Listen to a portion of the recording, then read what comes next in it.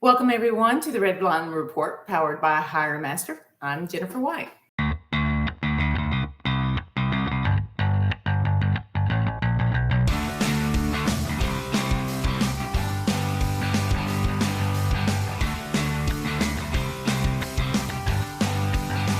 According to the U.S. Department of Energy's Energy Information Administration, the benchmark U.S. diesel price declined for the eighth consecutive time this past week to a total of almost 90 cents. Based on data from reports published by Sonar, the average national price of retail diesel is $1 to $1.10 per gallon more than the average national wholesale diesel price. However, these prices tend to unexpectedly change quickly. The Fuels.USA shared data saw the spread between retail and wholesale at $1.70 a gallon as recent as August 9th. However, on August 14th, data showed the spread at a little over $1.36 per gallon.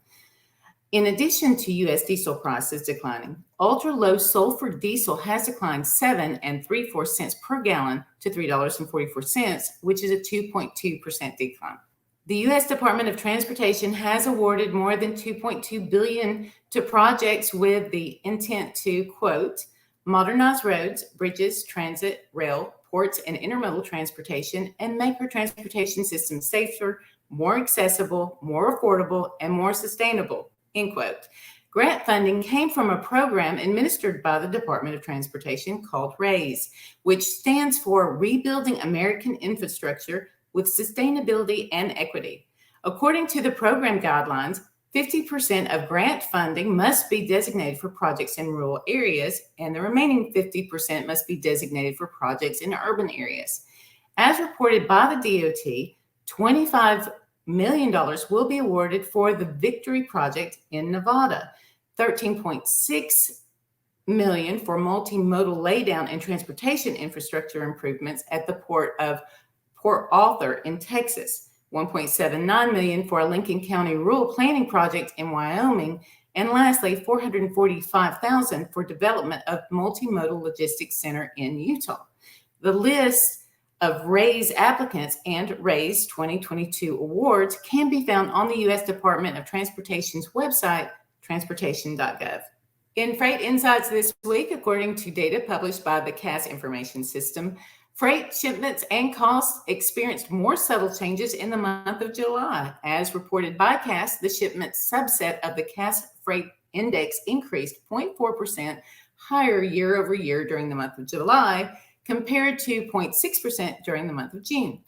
Tim Denoyer, the Vice President and Senior Analyst at America's Commercial Transportation Research, the recognized leading publisher of commercial vehicle industry data, market analysis, and forecasting services of the North American market, commented on the data published and said, quote, freight demand has flattened out this year with inflation nearly 9% and significant substitution from goods back to services. Considering the extraordinary goods consumption during the pandemic, a reversal as services have reopened shouldn't be much of a surprise, end quote. Freight costs have continued to increase, and CAS expenditures data decreased 2.4% from June, but was an overall 28.2% higher year over year. In the news this week, U.S. Express, one of the largest U.S. trucking companies in the nation, has announced its second significant departure by a senior executive after less than 2 years on the job. Jake Lawson, the company's chief commercial officer, said he and the company, quote, have mutually decided to part ways, end quote. Lawson's departure from the trucking company follows the departure of Cameron Ramsdale, the variant president who, according to 8K SEC form filed by U.S. Express, was terminated in December. The form filed for Lawson did not contain the same verbiage. Instead, the wording in the form portrayed the departure as by mutual agreement. Eric Fuller, CEO of U.S. Express, said, quote, Jake has been instrumental in maturing our sales, customer experience, and revenue management teams during his tenure at U.S. Express. Jake's input has been critical in designing the future structure of our commercial organization, and he will be essential in ensuring we have a seamless transition in the weeks ahead, end quote. Although U.S. Express has struggled to retain the executive position filled, the trucking company remains firmly positioned in the truckload sector. According to the company's data and stats recorded, revenue in the second quarter reported at $553.7 million, which was well above Heartland Express, which recorded a revenue of $187.8 million. Also in the news, President Joe Biden signed a climate change and healthcare bill into law on August 16th, known as the Inflation Reduction Act, and it encompasses a fairly substantial federal investment advertised to combat inflation. The new law would establish a cap on prescription drugs at $2,000 out of pocket annually for Medicare recipients. Additionally, the law would help approximately 13 million Americans afford health care insurance, which would be achieved by extending subsidies provided during the COVID pandemic. The White House announced that President Biden and members of his cabinet would promote the new law on a Building a Better American tour.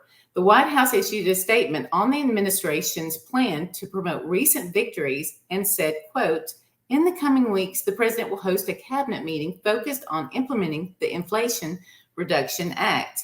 We'll travel across the country to highlight how the bill will help American people, and will host an event to celebrate the enactment of the bill at the White House on September 6th, end quote. The new bill will direct spending, tax credits, and loans to bolster technology like solar panels, consumer efforts to improve home energy efficiency, emissions reduction equipment for coal and gas-powered power plants, and air pollution controls for farms, ports, and low-income communities." And that's all for this week's Redline Report. I'm Jennifer White. Be sure to follow us on LinkedIn and subscribe to our YouTube channel to catch each episode and leave us a like or a comment. We'll see you next time on the Redline Report, powered by HireMaster.